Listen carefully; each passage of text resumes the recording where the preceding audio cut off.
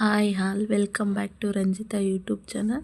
ನಾವಿವತ್ತು ಒತ್ಸೆಗೆ ಯಾವ ರೀತಿ ಮಾಡೋದು ಅಂತ ನೋಡ್ಕೊಂಡು ಬರೋಣ.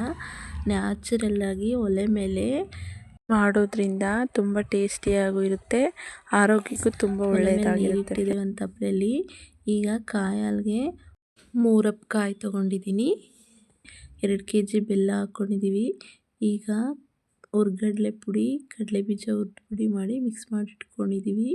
ಈಗ ಅಕ್ಕಿ ಹಸಿಟ್ಟು ಹಿಡಿದು ಈಗ ನೀರು ಮಳ್ಳಿದೆ ಒಲೆ ಮೇಲೆ. ಈಗ ಒಂದೇ ಸಲ ಹಾಕ್ಕೋಬಾರ್ದು ಫ್ರೆಂಡ್ಸ್, ಅದು ಗಂಟಾಗ್ಬಿಡುತ್ತೆ.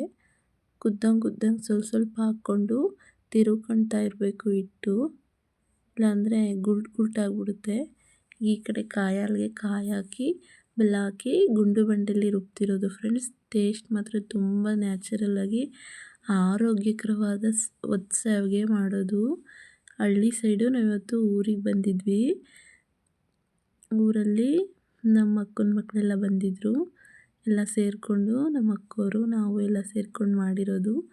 ಶಾವಿಗೆ ಮಾತ್ರ ತುಂಬ ಚೆನ್ನಾಗಿ ಬಂದಿದೆ ನೋಡಿ, ಎಷ್ಟು ಚೆನ್ನಾಗಿ ಬರ್ತಿದೆ ಮರದ ಶಾವಿಗೆಯಲ್ಲಿ. ಈ ಶಾವಿಗೆ ಕೊಂತ ಬಂದ್ಬಿಟ್ಟು ತುಂಬ ಹಳೆ ಕಾಲದ್ದು ಫ್ರೆಂಡ್ಸ್, ತುಂಬ ಚೆನ್ನಾಗಿದೆ, ತುಂಬ ಚೆನ್ನಾಗಿ ಬಂದಿದೆ.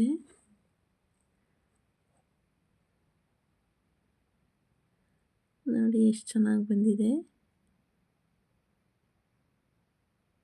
ತಿಂತಾ ಇದ್ರೆ ಇನ್ನೂ ಕೊಂತ ತಿನ್ನಬೇಕು ಅನ್ನಿಸುತ್ತೆ, ಅಷ್ಟು ಟೇಸ್ಟಿಯಾಗಿ ಬಂದಿದೆ.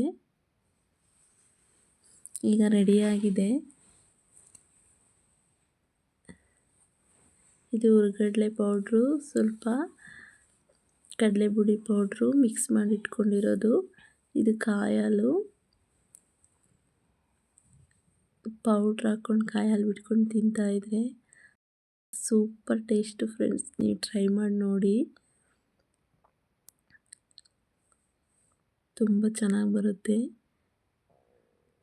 ಈಗ ಹುರ್ಗಡ್ಲೆ ಪೌಡ್ರು ಮತ್ತು ಕಡಲೆ ಬೀಜದ ಪೌಡ್ರು ಮಿಶ್ರಣ ಮಾಡಿ ಇಟ್ಕೊಂಡಿದ್ವಲ್ಲ, ಅದನ್ನು ಶಾವಿಗೆ ಮೇಲೆ ಹಾಕ್ಕೊಂಡು ಈಗ ಕಾಯಿ ಹಾಲು ಹಾಕ್ಕೊಂಡು ಕಲಿಸ್ಕೊಂಡು ತಿಂತಾಯಿದ್ರೆ ಒಲೆ ಮೇಲೆ ನ್ಯಾಚುರಲ್ ಟೇಸ್ಟಿಯಾಗಿರುತ್ತೆ, ಯಾವುದೇ ಆರೋಗ್ಯಕ್ಕೆ ಹಾನಿಕರವಾದಿರೋದಿಲ್ಲ.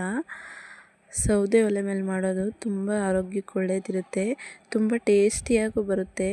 ನೋಡಿದ್ರಲ್ಲ ಒತ್ಸೆಗೆ ಯಾವ ರೀತಿ ಮಾಡೋದು ಅಂತ. ಈ ವಿಡಿಯೋ ನಿಮ್ಗೆ ಇಷ್ಟ ಆದರೆ ಲೈಕ್ ಮಾಡಿ, ಶೇರ್ ಮಾಡಿ, ಕಮೆಂಟ್ಸ್ ಮಾಡಿ, ಹಾಗೆ ಸಬ್ಸ್ಕ್ರೈಬ್ ಮಾಡಿ friends. Thank you for watching. Thank you all.